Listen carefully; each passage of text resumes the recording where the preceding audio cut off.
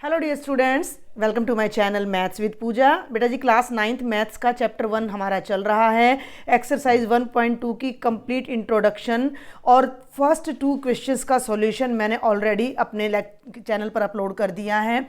और मैंने आपको बोला था कि 4 क्वेश्चंस हमारे ऐसे हैं जिनके लिए हमें नोटबुक की, पेंसिल की, इरेजर की, स्केल की, कंपास की ज़रूरत पड़ेगी। तो उन क्वेश्चंस को आज मैं नोटबुक पर सॉल्व करा रही हूँ। पहले हम 2 एग्जाम्पल्स देखेंगे। एग्जाम्पल नंबर 3 है हमारा locate √2 on the number line. इसकी वैसे तो मैं इंट्रोडक्शन आपको लास्ट लेक्चर में दे चुकी हूँ, लेकिन अब हम देखेंगे कि कैसे पेंसिल की हेल्प से हमने इसको नंबर लाइन पर प्लॉट करना है, अच्छे से लोकेट करना है। तो वहाँ मैंने एक बात आपको बताई थी जो आपको याद होगी। मैंने आपको बताया था कि √2 को नंबर लाइन पर लोकेट करने के लिए हमें √2 लेंथ चाहिए, जिसके लिए हमें ज़रूरत पड़ने वाली है बेटा जी किसकी? पाइथागोरस थ्योरम की। हमें ज़रूरत पड़ने वाली है पाइथागोरस थ्योरम की। और पाइथागोरस थ्योरम क्या स्टेट करती है कि अगर हमारे पास कोई राइट एंगल्ड ट्राइंगल है जिसका ये बेस है, ये परपेंडिकुलर और हाइपोटेन्यूज है, then we all know that hypotenuse square is equal to base square plus perpendicular square. How will this theorem help us to locate √2 on the number line? कैसे help करेगी? Discuss कर चुके हैं, last lecture में discuss कर चुके हैं। कैसे? मान लीजिए कि अगर मैं कोई ऐसा राइट एंगल्ड ट्रायंगल बना दूं जिसका बेस भी 1 लेंथ का हो और जिसका परपेंडिकुलर भी 1 लेंथ का हो, तो उसके हाइपोटेन्यूज की लेंथ क्या होगी? देखें जरा ध्यान से। हाइपोटेन्यूज स्क्वायर क्या होता है? Base square plus perpendicular square, यानी कि हाइपोटेन्यूज स्क्वायर आ जाएगा 1 स्क्वायर 1, 1 स्क्वायर 1 यानी कि 2। ध्यान देंगे हाइपोटेन्यूज का जो स्क्वायर है वो 2 आ रहा है। जब मैं बोथ साइड्स अंडर रूट करूंगी तो स्क्वायर रूट से अंडर रूट कैंसिल हो जाएगा और हाइपोटेन्यूज की जो वैल्यू है वो √2 आ जाएगी। यानी ये जो हमारी लेंथ है ये कितनी आ जाएगी? √2। और इस लेंथ को मैं ऐसे कंपास से मेजर करके नंबर लाइन पर प्लॉट कर दूंगी। ठीक है, ये मैंने आपको रफ समझाया है। अब हम नंबर लाइन पर कैसे क्या करने वाले हैं। सबसे पहले आपने स्केल लेना है, पेंसिल लेनी है और एक नंबर लाइन आपने ड्रॉ कर लेनी है। ठीक है, इस नंबर लाइन पर आप स्केल की हेल्प से या कंपास की हेल्प से अपनी कन्वीनियंस के अकॉर्डिंग, मान लीजिए अगर मैं यहाँ पर 0 मार्क करती हूँ तो मैं स्केल ये कंपास ले रही हूँ और ये देखो इक्वल डिस्टेंसेज पर ये मैंने 1 ले लेना है, ये बेटा मैंने 2 ले लिया, 3, ठीक है, 4। मैं ऐसे नहीं कर रही हूँ, मैं ऐसे कंपास नहीं पकड़ रही क्योंकि फिर आपको विजिबल नहीं होगा। देखो इस तरह से ये 4 और ये 5 और 1-2 पॉइंट्स मैं लेफ्ट में भी मार्क करती हूँ ताकि नंबर लाइन के नेगेटिव पॉइंट्स भी आपको दिखें। 1 2, ठीक है। अगर ये नहीं दिख रहा है तो मैं इनको और थोड़ा डार्क कर देती हूँ। This is 1, this is 2, this is 3, this is 4 and so on. आप चाहो तो आप स्केल की हेल्प से भी 1 सेंटीमीटर, 1.5 सेंटीमीटर, कितनी भी डिस्टेंस को 1 मेज़र कर सकते हो, लेकिन रखना इक्वल। तो ये 1, ये 2, ये 3, 4, 5, -1, -2। बहुत अच्छे से लास्ट लेक्चर में बता चुकी हूँ। 2 प्लॉट करना है तो यहाँ पर मार्क कर देंगे, 3 करना है यहाँ कर देंगे, 2.5 करना है यहाँ कर देंगे, लेकिन हमें √2 प्लॉट करना है और 0 से लेकर √2 तक की डिस्टेंस हमने मेज़र करनी है। इसके लिए आपने क्या करना है कि 0 से 1 तक की जो डिस्टेंस है इसको आपने बेस ले लिया। मान लीजिए थोड़ा सा मैंने डार्क कर दिया, कैन यू सी। अब यहाँ पर 1 पर एक 90 डिग्री का एंगल बनाती हुई लाइन हम ड्रॉ करेंगे, तो इट्स बेटर कि आप डी का यूज़ करें। ठीक है भाई, आप डी का यूज़ करें, प्रोटेक्टर का यूज़ करें। तो इसको हमने ऐसे रखा, सभी बच्चों को आता होगा, सेंटर से सेंटर मिलाएं, लाइन से लाइन, और ये स्ट्रेट यहाँ पर मैंने एक डॉट लगा देना है 90 डिग्री के एंगल का। डी को हटाया, यहाँ से लिया, देखो एक इधर और एक इधर, इनको पहले ना एक स्ट्रेट लाइन में ले लिया करो, आफ्टर दैट लाइन ड्रॉ करो। तो ये देखो ये आ गई हमारी लाइन जो 90 डिग्री का एंगल बना रही है। इतनी बड़ी लाइन की मुझे ज़रूरत नहीं है तो मैं इसको नहीं लूँगी, सिर्फ आपको बताने के लिए मैंने यहाँ तक लिया है। अब मेरी बात सुनो, ये पॉइंट लिया था मैंने, अगर मैं इसको ए कहती हूँ, इसको बी कहती हूँ, तो ये 90 डिग्री का एंगल हो गया। ये 1 है, देखो मैंने क्या बताया था कि 1 बेस का और 1 परपेंडिकुलर का अगर राइट एंगल ट्रायंगल लेते हैं तो ये तो 1 हो गया और 1 ही यहाँ मार्क कर दो। तो ऑब्वियसली यूजिंग पाइथागोरस थ्योरम जब हम इन दोनों को ज्वाइन करेंगे, इस डॉट को और इस डॉट को, थोड़ा सा मैं नोटबुक टेढ़ा करूँगी, ये देखो इन दोनों को पहले एक लाइन में ले आया करो, अभी डॉट ये वाला और ये वाला एक स्ट्रेट लाइन में आ जाना चाहिए, और अब इनको आप ज्वाइन कर दो।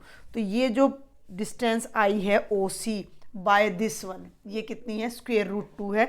इसको आपने साइड में ऐसे करके दिखाना है कि जब हमारे पास ऐसा कोई राइट एंगल ट्रायंगल है जिसका बेस 1 है, परपेंडिकुलर 1 है, तो हाइपोटेन्यूज की लेंथ कितनी आएगी, रूट 2। तो ये जो डिस्टेंस है ना, ये रूट 2 है। क्लियर है यहाँ तक आपको बात? भाई ये 1 है, 0 से 1 तक की डिस्टेंस कितनी होती है, 1 होती है, और इतनी ही मैंने ये मेज़र करी है, तो ये भी कितनी है डिस्टेंस, 1 है। तो ये डिस्टेंस कितनी आ रही है, रूट 2। अब आपने इस डिस्टेंस को देखो, ये 1 से बड़ी है, ये मेजर किया, कंपास खोला है मैंने, दिखा ना आपको, भाई 1 तो इतना था, इसको मैंने खोला, तो ये मेरी डिस्टेंस आ गई रूट 2। अब आप कुछ भी जैसे मान लो, या तो ऐसे कर लो, यहाँ रख के यहाँ मार्क कर दो, तो ये पॉइंट है रूट 2। या कई बुक्स में क्या करते हैं कि यहाँ ऐसे रखते हैं कंपास और ये ऐसे घुमा देते हैं, तो ये यहीं आके मिलेगा। भाई अगर मैं यहाँ पर कंपास रख के और यहाँ रख के एक सर्कल, इस तरह से एक कंप्लीट सर्कल अगर मैं ड्रॉ करती हूँ, तो ये रेडियस तो हर बार रूट 2 ही रहेगा ना। समझ में आ रही है बात? भाई मेन काम है अंडर रूट 2 को नंबर लाइन पर प्लॉट करना, तो हमें अंडर रूट 2 की लेंथ पता होनी चाहिए, जिसे हम डेसिमल में कन्वर्ट करके फाइंड नहीं कर सकते क्योंकि वो नॉन टर्मिनेटिंग नॉन रिपीटिंग होता है। तो ये डिस्टेंस आ गई भाई रूट 2, इसको यहाँ कट किया, तो जो ये वाला पॉइंट है ना हमारा, this particular point is representing root 2 on the number line. इस पॉइंट को आप कोई भी नाम दे सकते हो, सपोज कर लीजिए कि पॉइंट पी नाम दे दिया, तो आप यहाँ पर लिख देंगे point P represents root 2 on the number line. ये मेंशन आपने जरूर करना है भाई, यहाँ वन लेंथली और इस रीजन की वजह से ये डिस्टेंस जो हमारी रूट 2 आई, और हमने we take O as a centre and O C as radius and we draw an arc which intersect number line at the point P. OP distance is equal to root 2 and point P is representing root 2 on the number line. तो बिल्कुल simple सा proof था ये आपका, बिल्कुल कुछ भी मुश्किल नहीं था। अब हम नेक्स्ट एग्जाम्पल पर चलते हैं, जो कि है example number 4, locate root 3 on the number line. Next है बेटा हमारा example number 4, locate root 3 on the number line. तो अब ये फिर वही पाइथागोरस थ्योरम हमारे यहाँ पर यूज़ होने वाली है, लेकिन उसके लिए हमें उसके लिए हमें फिर से आइडिया लेना पड़ेगा। क्या आइडिया अब हम लेने जा रहे हैं कि जो 3 है बेटा जी, 3 कैन बी रिटर्न एज 2 + 1। ठीक है, ध्यान देना मेरी बात पर, 3 कैन बी रिटर्न एज 2 + 1। ये थोड़ा सा आपको आइडिया लेना पड़ेगा। 2 जो होता है वो अंडर रूट 2 का होल स्क्वायर होता है। ये चीज़ तो अब आपको समझ आ गई होगी, स्क्वायर रूट हमने किया हुआ है भाई। किसी भी नंबर का अगर आप स्क्वायर रूट करके उसका होल स्क्वायर करते हो तो वो कैंसिल हो जाता है और केवल वो नंबर रह जाता है। अदरवाइज स्क्वायर रूट x का स्क्वायर करने का क्या मतलब है कि स्क्वायर रूट को इसी से मल्टीप्लाई करना, और स्क्वायर रूट की टर्म्स आपस में क्या हो जाती है, मल्टीप्लाई हो जाती है। तो x क्या हो जाएगा, x स्क्वायर का अंडर रूट, और स्क्वायर और अंडर रूट एक दूसरे को कैंसिल कर सकते हैं। इसको एक और तरीके से मैं आपको बताती हूँ। एक्सपोनेंट आपका क्लास 8th में आ जाता है, तो किसी भी नंबर का जब आप स्क्वायर रूट लेते हो तो उसका मतलब होता है उसकी पावर 1/2। रूट x का मतलब है x की पावर 1/2। जब हम रूट x का होल स्क्वायर करते हैं, it means x is to power 1/2 का स्क्वायर कर रहे हैं। और by the law of exponent जो हमने 8th क्लास में किया है कि एक ही नंबर पर जब डबल पावर होती हैं तो दोनों पावर्स आपस में मल्टीप्लाई हो जाती हैं, तो 2 से 2 कैंसिल होकर x is to power 1 x आ जाता है। तो ये बीच का सारा प्रोसेस हम अवॉइड कर देते हैं और रूट से स्क्वायर को डायरेक्ट कट करके x ले आते हैं। क्लियर है? तो जो 2 है वो एक कंप्लीट स्क्वायर नंबर नहीं है। कंप्लीट स्क्वायर नंबर मैंने आपको बताए थे, 1 होता है, 4 होता है, 9 होता है, 16 होता है, 25 होता है, क्योंकि ये 1 का होल स्क्वायर होता है, ये 2 का होल स्क्वायर होता है। ये बहुत छोटी छोटी बातें जो आपके बेसिक को स्ट्रॉन्ग करेंगी, इनको बार बार आप रिवाइज करें। ठीक है, तो 2 कंप्लीट स्क्वायर नहीं है क्योंकि 2 किसी भी नेचुरल नंबर का स्क्वायर नहीं है। लेकिन अगर हम 2 पर अंडर रूट लगाकर उसका स्क्वायर करते हैं, यानी कि स्क्वायर रूट 2 का स्क्वायर करते हैं, तो 2 आता है। और 1 1 का स्क्वायर होता है, तो 3 इसके इक्वल आ गया। ठीक है, अब दोनों साइड आप स्क्वायर रूट ले लो, 3 का भी स्क्वायर रूट और √2 स्क्वायर प्लस 1 स्क्वायर का भी स्क्वायर रूट। Got it? कहने का मतलब क्या है कि अगर मेरे पास एक ऐसा ट्राइंगल हो, यहाँ कराती हूँ मैं, जिसका बेस √2 है, जिसकी हाइट 1 है, तो उसका जो हाइपोटेन्यूज मिलने वाला है मुझे पाइथागोरस थ्योरम से, वो क्या मिलेगा? √2 स्क्वायर प्लस 1 स्क्वायर का अंडर रूट। क्लियर? फिर समझे एक बार ध्यान से, देखो यहाँ आ जाओ। हाइपोटेन्यूज स्क्वायर, एक मिनट देखो, hypotenuse square is equal to base square plus perpendicular square. It is clear to you? भाई hypotenuse square is equal to base square plus perpendicular square. दोनों तरफ जब हम स्क्वायर रूट लेते हैं तो ये तो कैंसिल हो जाएगा, and h is equal to base square plus perpendicular square का अंडर रूट। क्लियर है? अब यहाँ पर ये आपको बेस दे रखा है और ये परपेंडिकुलर दे रखा है, या इसको बेस ले लो, इसको परपेंडिकुलर ले लो, डजेंट मैटर। तो हमारा जो हाइपोटेन्यूज आने वाला है वो क्या आएगा? √2 whole square plus 1 whole square का स्क्वायर रूट, और ये क्या बन जाएगा? 2 + 1 का अंडर रूट यानी √3। तो ये लेंथ √3 हमें मिल जाएगी। तो √3 लेंथ हमें कब मिलने वाली है? जब मैं एक ऐसा राइट एंगल्ड ट्राइंगल बनाऊं जिसका बेस √2 हो और परपेंडिकुलर 1 हो, या उल्टा कर लो, बेस 1 हो और परपेंडिकुलर √2 हो, तो ये आपका जो हाइपोटेन्यूज है वो √3 आ जाएगा। क्लियर? अब हम नंबर लाइन पर आ जाते हैं। फिर उसी तरीके से हमने एक नंबर लाइन यहाँ पर ले लेनी है, हमें √2 की फिर ज़रूरत पड़ने वाली है। ये नंबर लाइन हमने ली, ये मान लो मैंने 0 मार्क कर लिया। अब हम फिर वही इक्वल डिस्टेंसेज पर ले लेते हैं। भाई ये आपका 1 हो जाता है, ये आपका 2 हो जाता है, ये आपका 3 हो जाता है, 4 हो जाता है, और थोड़ा सा 1-2 पॉइंट्स आप लेफ्ट में ले लो। तो this is -1 and this is -2। ये हमने नंबर लाइन यहाँ पर शो कर दी, 1 2 3 4 -1 -2। देखो वैसे तो मैं √2 यहाँ प्लॉट कर चुकी हूँ, √2 मैं यहाँ ले चुकी हूँ, लेकिन मैं यहाँ फिर से दोबारा से पहले √2 बनाऊँगी। ये डिस्टेंस ली मैंने, 1 ले ली, इस पर मैंने d की हेल्प से एक राइट एंगल बनाना है। ये राइट एंगल बनाया मैंने, बहुत ही छोटा सा लूँगी अब मैं इसको। ठीक है, बहुत ही छोटी सी डिस्टेंस मुझे चाहिए, नहीं तो ज़्यादा होच पोच हो जाएगा। इतना सा मैंने इसको लिया और इसको मैंने 1 के इक्वल कट कर दिया। ध्यान से देखेंगे, इसको मैंने 1 के इक्वल कट कर दिया, तो ये भी 1 है और ये भी 1 है। √3 तक जाने से पहले हमें √2 तक जाना पड़ेगा। तो ये डिस्टेंस आ जाती है मेरी स्क्वायर √2। सुन रहे हो मेरी बात को ध्यान से? अब आप चाहो तो इसी पर एक राइट एंगल ट्रायंगल बनाओ, राइट एंगल बनाओ, 1 डिस्टेंस लो, तो जो हाइपोटेन्यूज आएगा वो √3 आएगा। अदरवाइज आप क्या करो, इसको ऐसे मेजर करो और यहाँ प्लॉट कर दो। तो ये जो पॉइंट P है, ठीक है, ये पॉइंट P यानी कि ये जो डिस्टेंस है यहाँ से यहाँ तक की, इसका नाम A रख लेते हैं और इसका नाम P रख लेते हैं। तो ये डिस्टेंस आपकी कितनी आ रही है? √2 आ रही है। अब देखो मेरी बात सुनना बेटा, ये जो कंप्लीट डिस्टेंस है A से, इसको A नाम दिया है मैंने, इस पॉइंट को A नाम दिया है और इस पॉइंट को मैंने P, यहाँ भी मैंने लिख दिया है AP। ये डिस्टेंस √2 है। यहाँ पर एक और राइट एंगल बनाओ अब आप, ठीक है।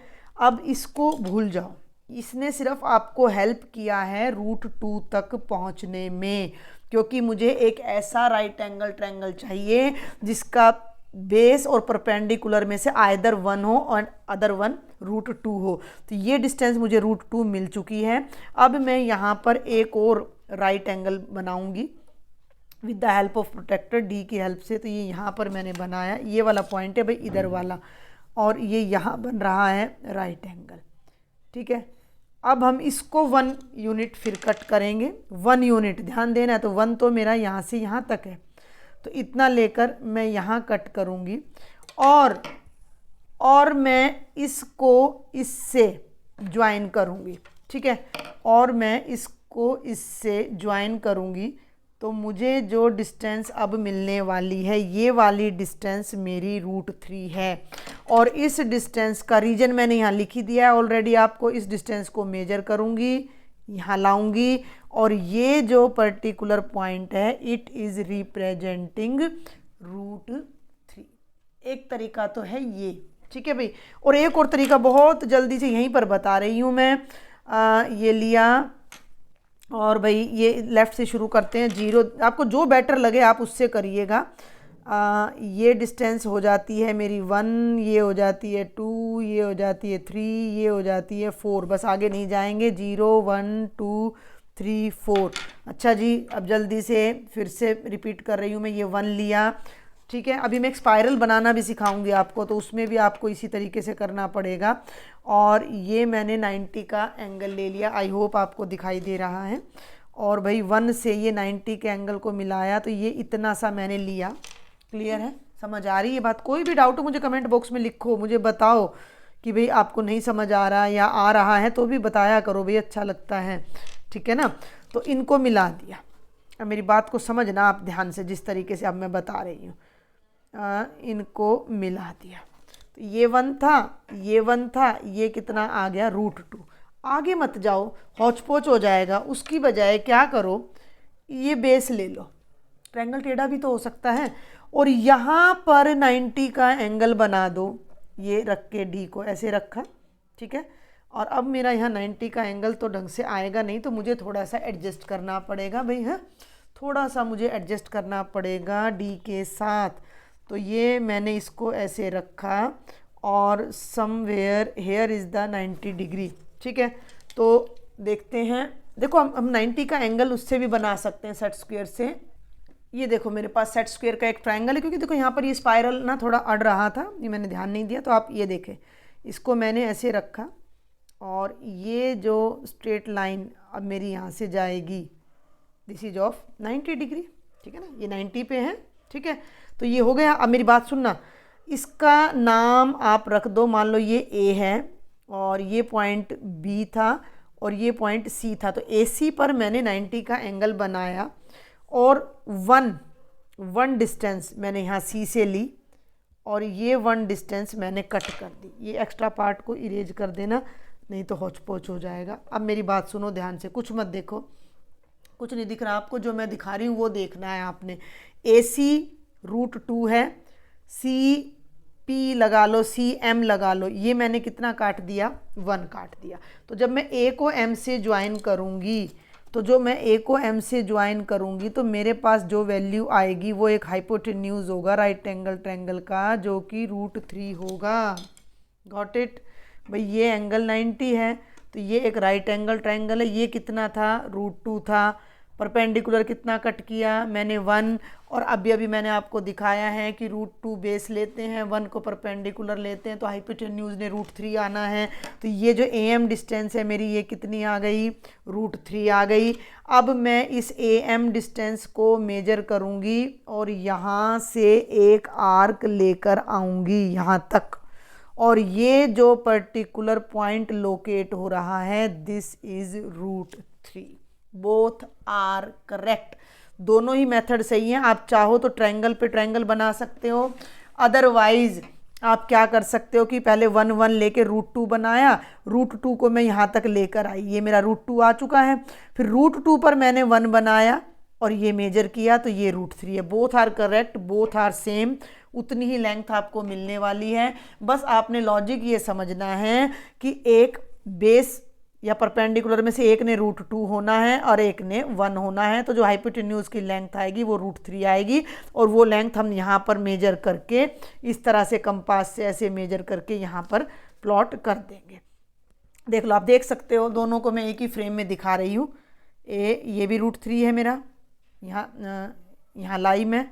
और ये देख लो आप, ये भी मेरा √3 है जो कि यहाँ ला रही हूँ मैं। बिल्कुल सेम हमारा चल रहा है। आप देख लीजिए।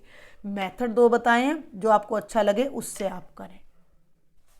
अब हम एक्सरसाइज 1.2 का क्वेश्चन नंबर 3 सॉल्व करेंगे। क्वेश्चन नंबर 4 भी मैं आपको कराऊंगी, ये एग्जाम के पॉइंट ऑफ व्यू से नहीं है, बट इससे आपको एक बड़ा मज़ेदार सा गेम मिल जाएगा और इस कॉन्सेप्ट की और भी अच्छे से क्लैरिटी हो जाएगी। लेकिन आगे बढ़ने से पहले मैं एक बात आपको यहाँ क्लियर करना चाहूँगी, समझाना चाहूँगी कि अगर हमने, देखो मेरी बात सुनो, हमने √2 को नंबर लाइन पर दिखाया तो मैंने इसको 1 + 1 का रूट लिखा। समझ में आ रही मेरी बात? तो 2 - 1 करते हो तभी तो 1 आता है। सुन रहे हो मेरी बात को? अगर मुझे 2 तक जाना है, 2 के रूट तक जाना है, तो मुझे 2 - 1 के रूट तक जाना पड़ा।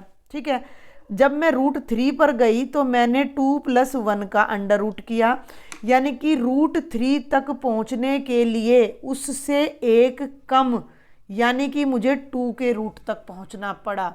अंडरस्टैंड? आपको √2 फाइंड करना था तो आपको √1 की ज़रूरत पड़ी। आपको √3 फाइंड करना था तो 3 से कम √2 की ज़रूरत पड़ी। आपको √4 फाइंड करना है तो आपको √3 की ज़रूरत पड़ेगी। आपको √5 फाइंड करना है तो आपको √4 की ज़रूरत पड़ेगी।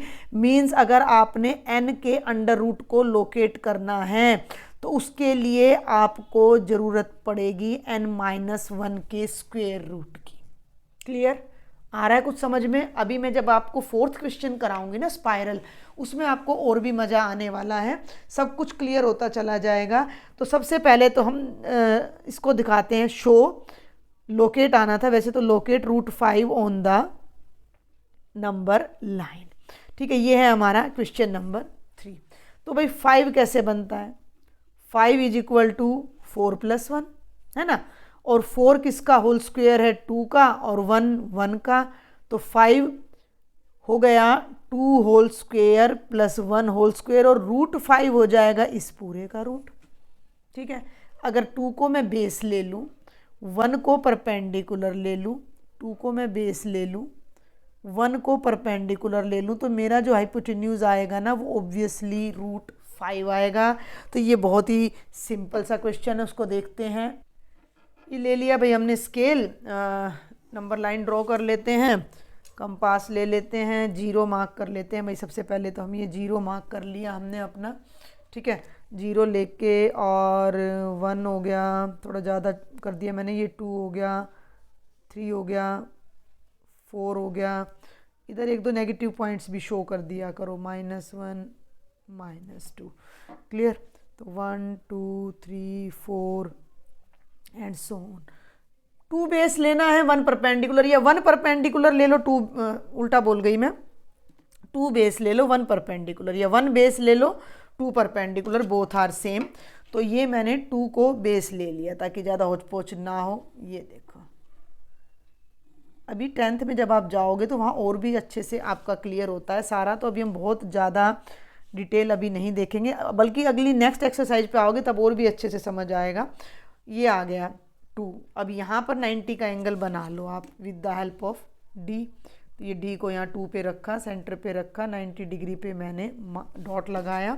और क्योंकि मुझे ज़्यादा बड़े की ज़रूरत नहीं थी, 2 वाले डॉट को और ऊपर वाले डॉट को एक स्ट्रेट लाइन में फिट किया, और ये इतनी सी लाइन मैंने ड्रॉ कर दी। ये मेरी डिस्टेंस पूरी 2 है, AB मेरा 2 है, और मुझे अब 1 चाहिए परपेंडिकुलर। तो ये 1 मेरा पहले कंपास खुला हुआ है, तो ये मैंने 1 मार्क कर दिया। ये मेरा पॉइंट हो गया C। When I will join point O to C, the length will be √5 because of Pythagoras theorem। ठीक है भाई, ये डिस्टेंस मेरी 2 है, ये डिस्टेंस मेरी 1 है, तो पाइथागोरस थ्योरम से ये डिस्टेंस √5 आ जाएगी। O से मैं इस डिस्टेंस को मेजर करूँगी। OC मैं ऐसे डायरेक्ट भी लगा सकती हूँ, बट इससे थोड़ा सा आपका क्वेश्चन इफेक्टिव हो जाएगा। और इस तरह से आप एक आर्क लेके आओगे, और वो आर्क नंबर लाइन को जहाँ भी कट करती है वो पर्टिकुलर पॉइंट P √5 को रिप्रेजेंट करेगा। ठीक है, समझ में आ रही बात? भाई √5 के लिए हमें √4 की ज़रूरत पड़ी। √4 कितना होता है? 2 होता है। √5 के लिए मुझे √4 की ज़रूरत पड़ी, और √4 कितना होता है? 2। ठीक है। परपेंडिकुलर सबका 1 है। आप एक बार आइडिया लो। अभी हम एक स्पाइरल बनाने जा रहे हैं, लास्ट क्वेश्चन होगा वो इस एक्सरसाइज का, तो वहाँ और भी मजा आएगा। आप आइडिया लो कि हर क्वेश्चन में हमने क्या किया है।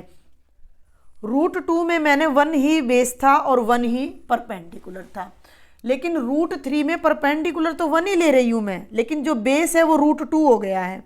बेस √2 यानी 3 के स्क्वायर रूट को मैंने लोकेट करना है, तो मैंने 2 के स्क्वायर रूट को बेस लिया है।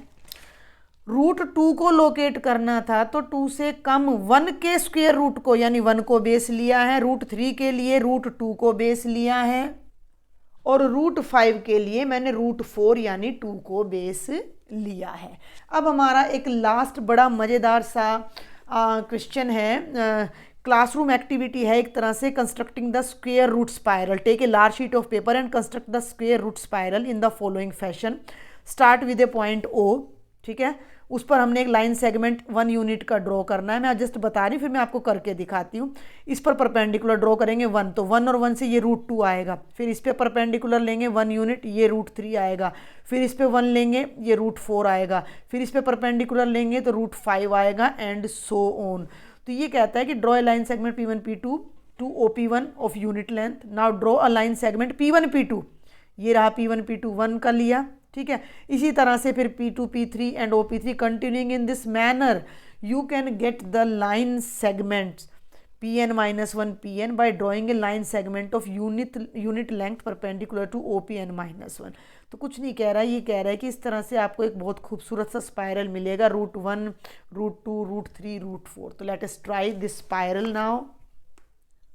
चलिए हम स्टार्ट करते हैं। क्वेश्चन नंबर 4, एक स्पाइरल सा हमने बनाना है, तो हम इसने टेढ़ा लिया हुआ है, थोड़ा सा हम भी टेढ़ा लेने की कोशिश करते हैं। 1 लेंथ, ठीक है। मैं आइडिया से ले लेती हूँ, ये जरूरी नहीं, ये 1 सेंटीमीटर तो मेरे लिए बहुत छोटा हो जाएगा, तो मैं ये ले रही हूँ 1 सेंटीमीटर, ठीक है। ये यूनिट लेंथ मैंने ले ली। देखें एक बार जल्दी से, हम क्वेश्चन नंबर 4 कर रहे हैं, दोनों एक फ्रेम में आ नहीं पा रहे हैं, ठीक है। ये 1 लेंथ मैंने लिया और इसको बुक वाले ने बोला है कि नाम दे दो OP1, ठीक है। और इस पर मैंने एक राइट एंगल बनाया, ये डॉट लगाया मैंने, ठीक है। अगर मेरे लेक्चर्स आपको बेनिफिशियल लगते हैं, समझ आते हैं, तो भाई सब्सक्राइब कर लेना और अपने फ्रेंड्स को भी ज़्यादा से ज़्यादा शेयर ज़रूर करना है आपने, ठीक है। देखो अब ये 1 था और 1 ही मैंने यहाँ कट करना है, ये बाई चांस पूरा ही इधर आया है।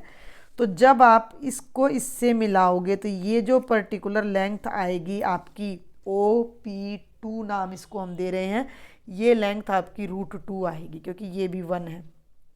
क्लियर। अब क्या करो, इस √2 पे एक और 90 का एंगल बनाते हुए लाइन ड्रॉ कर दो। सीधा लेंगे, बिल्कुल देखो ये ना ध्यान रखा करो, बिल्कुल सीधा सेंटर को यहाँ डॉट लगाना है, और ये 90 पर आपने प्लॉट कर दिया। अब मेरी बात सुनो, इसको ऐसे मिलाया ये इस तरीके से, और ये तो √2 है लेकिन इसको 1 ही लेना है। मैं बार बार बोल रही हूँ, परपेंडिकुलर हम हर बार 1 ही ले रहे हैं, तो इसको यहाँ 1 पर मैंने कट कर दिया।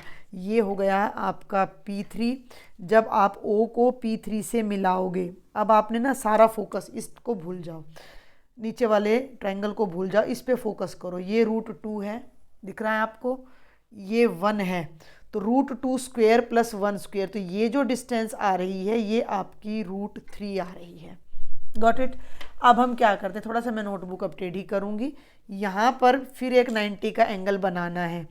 इधर पर आपने ये डॉट है, इस डॉट पर सेंटर रखना है, और स्ट्रेट लाइन, ये स्ट्रेट लाइन ऐसे रखनी है, देखो ज़रा। और मेरा 90 का डॉट यहाँ आके लगता है, ठीक है, दिख रहा है आपको। और इस डॉट को और इस डॉट को जब मैं ज्वाइन करती हूँ, ये देखो, तो ये मेरी 90 वाली लाइन आ जाती है। इसको अब ये √3 था भाई, ये √3 था, इस पर ये मैंने 90 का एंगल बनाया है। तो अब इस 90 को, इस परपेंडिकुलर को मैंने फिर से 1 यूनिट कट करना है। मेरा कंपास ऑलरेडी 1 पर ही ओपन है, तो मैंने यहाँ 1 कट कर देना है। ये पॉइंट आएगा मेरा P4। P4 को जब मैं O से ज्वाइन करूँगी तो एक और अब ये दोनों ट्रायंगल्स को भूल जाओ।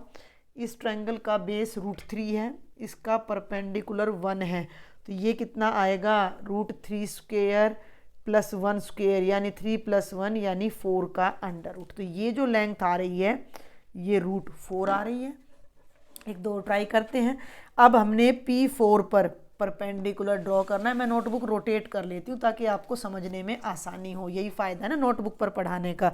जो एक्स्ट्रा पार्ट्स हैं उन्हें आप बेशक थोड़ा थोड़ा इरेज करते चलो। P4 पर देखो बड़ा मज़ा आएगा, आप ये बनाओगे ना आपका मन करेगा इसको बनाते ही चले जाएं, बनाते ही चले जाएं, एंड ही ना हो इसका। ये देखो यहाँ डॉट लगाया और बेटा जी ये मैंने फिर लिया परपेंडिकुलर इधर, इसको फिर से मैं मेजर कर लेती हूँ 1 यूनिट। हाँ ये 1 है तो ये 1 यूनिट मैंने फिर कट किया, तो ये मेरा पॉइंट हो गया P5।